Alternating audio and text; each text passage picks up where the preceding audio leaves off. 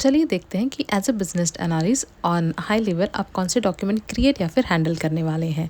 सबसे पहला है business requirement document, that is nothing but BRD।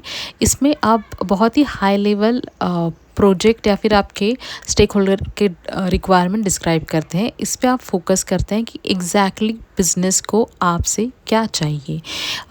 ये डॉक्यूमेंट आप बनाते हो बिजनेस स्टेक होल्डर्स के लिए, आपके बिजनेस स्पॉन्सर्स के लिए और हाई लेवल मैनेजमेंट के लिए।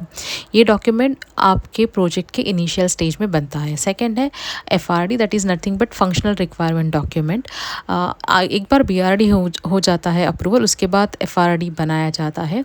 इसमें आप स्पेसिफाई करते हो कि आपका सिस्टम कैसे बिहेव करने वाला है।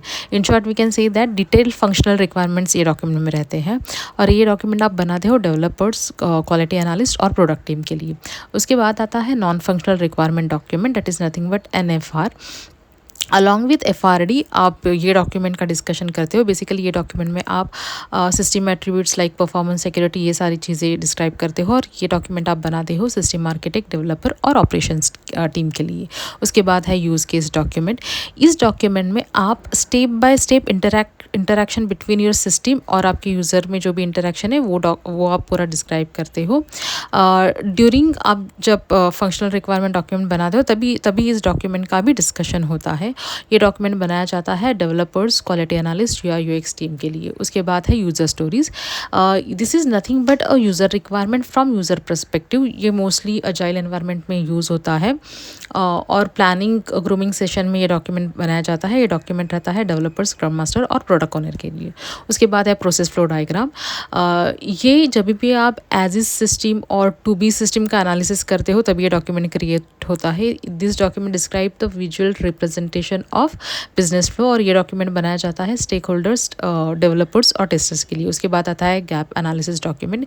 इसमें आप आइडेंटिफाई करते हो डिफरेंस या फिर जो भी रिक्वायरमेंट है in between as is and to be system में।